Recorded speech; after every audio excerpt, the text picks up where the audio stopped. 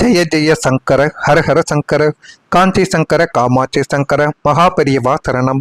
காஞ்சிபுரம் ஸ்ரீ சங்கர மடத்தின் முன் மண்டபத்தில் ஜெகத்குரு ஸ்ரீ மகாபெரியவா பிரசாந்தமாக வீட்டிருந்தார். சுற்றிலும் திரளான பக்தர்கள் அமர்ந்திருக்க அமைதி நிலவியது. அந்த ஒரு இடத்தில் கூட்டத்தில் இருந்த ஒரு பக்தர் தன் மனதில் இருந்த வேதனையை தாங்க முடியாமல் பெரியவாளின் பாதங்களை நோக்கி வணங்கி நின்றார். அவரை அன்போடு பார்த்த பெரியவா, என்னப்பா முகம் ரொம்ப வாடி போயிருக்கு, மனசுல ஏதோ பெரிய பாரத்தை சுமந்துண்டு இருக்க போல இருக்கு என்று அவர் கேட்க ஆரம்பித்தார். அந்த பக்தர் கண்கள்ல நீர் மழுக்க, ஆமாம் பெரியவா, வாழ்க்கையில் அடுத்தடுத்து வரும் சோதனைகளை எதிர்கொள்ள என்னால் முடியவில்லை. என்னால முடியாமலே என்னுடைய கண்களிலிருந்து கண்ணீர்களும், ஏன் வாழ்கிறேன், நான் செத்து விடலாமா என்றெல்லாம் என்னுடைய மனதிற்குள் தோன்றிவிட்டது பெரியவா என்பது போலவும் அந்த பக்தர் நிச்சயமாக சொல்ல ஆரம்பித்தார். கொஞ்சம் துன்பம் வந்தாலும் மனம் நிலை தடுமாறி விடுகிறது. பயமும் கவலையும் என்னை ஆட்கொண்டு விடுகிறது.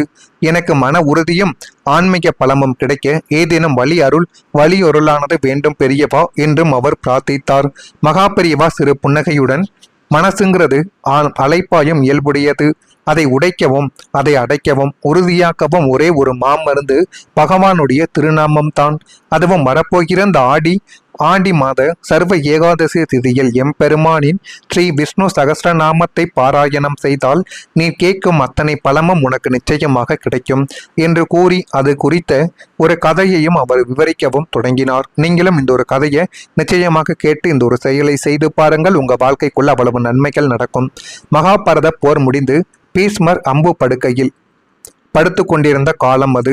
பாண்டவர்களில் மூத்தவனான தர்மபுத்திரன் மிகுந்த மனக்கலக்கத்தோடும் மன உளைச்சலோடும் பீஷ்மரை அணுகினான்.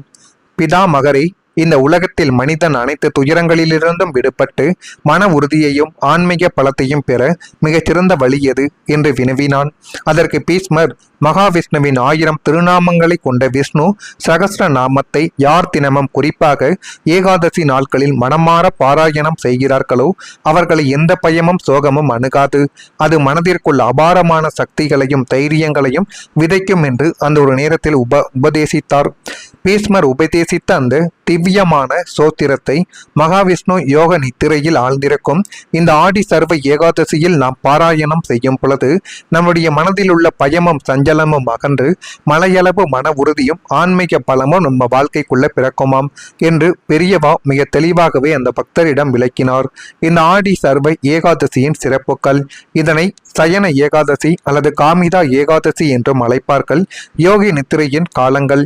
இந்நாளில் தான் ஸ்ரீமன் நாராயணன் பார்க்கடலில் யோக நித்திரையில் சயனிக்கிறார். எனவே இந்நாளில் செய்யப்படும் நாம ஜபமும் பாராயணமும் பகவானை அடைவதற்கு மிகவும் உகந்தவையாகவே உங்க வாழ்க்கைக்குள்ள இருக்கும். வழிபாட்டு முறைகள் காலை வேலையா அல்லது மாலை வேலையா என்ற ஒரு கேள்விகள் அனைவரின் மனதிற்குள்ளேயும் இன்னும் இருந்து கொண்டே தான் இருக்கும். காலை வேளையில செய்ய வேண்டிய செயல்கள், பிரம்ம முகூர்த்தத்தில் அதாவது அதிகாலையில் எழுந்து நீராடி தூய்மையான ஆடைகளை அணிய வேண்டும். பூஜை அறையில் பெருமாள் படத்திற்கு துளசி மாலை சாற்றி பசு நெய்யினால் தீபங்களை ஏற்ற வேண்டும். காலை வேளையில் அமர்ந்து தூய்மையான மனத்துடன் ஸ்ரீ விஷ்ணு சகஸ்ர நாமத்தை முதல் முறையாக பாராயணம் செய்ய வேண்டும். படிக்க தெரியாதவர்கள் ஒளிவடிவில் கூட கேட்கவும் தொடங்கலாம். அன்றைய நாள் முழுவதும் உணவின்றி உபவாசம் இருப்பது உங்களுடைய வாழ்க்கைக்குள்ள சிறப்பு. இயலாதவர்கள் பால் பழத்தை நீங்கள் அருந்திக் கொள்ளலாம். மாலை வேளையில செய்ய வேண்டிய முக்கியமான செயல்கள், மாலையில் விளக்கு வைக்கும் நேரத்தில் சந்தியா காலத்தில் வீட்டை சுத்தம் செய்து மீண்டும் நெய் தீபம் ஏற்ற வேண்டும். பெருமாளுக்கு துளசி தீர்த்தமும் பழங்களும் கை நெய்த்தியமாக நீங்கள் படைக்க வேண்டும். மாலை வேளையிலும் குடும்பத்தினருடன் சேர்ந்து விஷ்ணுவின் சகஸ்ர நாமத்தை நீங்கள் பாராயணம் செய்து பகவானுக்கு நாராயண நாமத்தை நீங்கள் கூறி வழிபட்டால் எல்லாமே உங்க வாழ்க்கைக்குள்ள நல்லதாகவே பிறக்குமாம். முக்கியமான ஒரு விஷயம் என்ன தெரியுமா? ஏகாதசி திதி என்று மரத்திலிருந்து துளசியை பறிக்க கூடாது. தேவையான துளசியை முதல் நாளை நீங்கள் பறித்து வைத்துக் கொள்ள வேண்டும் என்பதையும் இப்பொழுது அறிந்து கொள்ள வேண்டும். அதே போல உங்களுடைய வாழ்க்கைக்குள்ள நிகழக்கூடிய ஆன்மீக மாற்றங்கள் ஏற்படும். அசைக்க முடியாத மன உறுதி உங்க வாழ்க்கைக்குள்ள இப்பொழுது உங்களை தேடி வரும். ஆன்மீக பலம் மற்றும் பாதுகாப்பு உங்க வாழ்க்கைக்குள்ள கிடைத்து அது மென்மேலும் உங்க வாழ்க்கைக்குள்ள நல்லதை இனி வரக்கூடிய நாட்களில் உருவாக்கி கொடுக்கும். நீங்கள் எந்த ஒரு காரியத்தை தொடங்கினாலும் அந்த ஒரு காரியங்கள் உங்களுக்கு சாதகமாகவே முடிய போகிறது. குடும்பத்தில் ஒரு விதமான அமைதியும் உங்க வாழ்க்கைக்குள்ள கிடைக்கும். ஆடி சர்வ ஏகாதசி திருநாளில் ஸ்ரீமத் நாராயணனின் திவ்ய நாமங்களை நம்ம பாராயணம் செய்து மகாபெரியவாளின் அருளாசியோடு நல்வாழ்வையும் மன அமைதியையும் நம்ம வாழ்க்கைக்குள்ள பெற முடியும் என்பதை இந்த ஒரு வீடியோவின் மூலம் நீங்கள் அறிந்து வைத்துக் கொள்ளுங்கள்.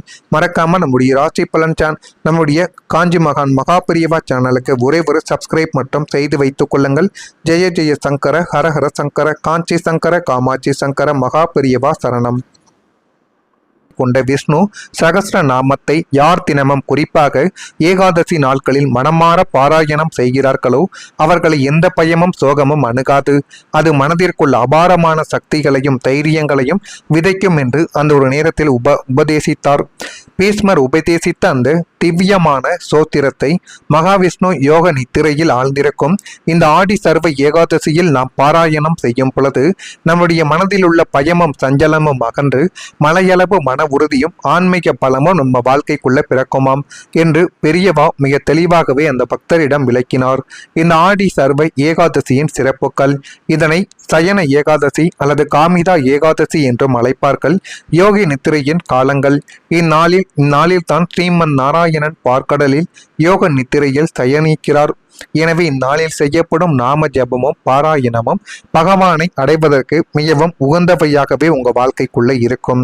வழிபாட்டு முறைகள் காலை வேலையா அல்லது மாலை வேலையா என்ற ஒரு கேள்விகள் அனைவரின் மனதிற்குள்ளேயும் இன்னும் இருந்து கொண்டே தான் இருக்கும். காலை வேளையில செய்ய வேண்டிய செயல்கள்.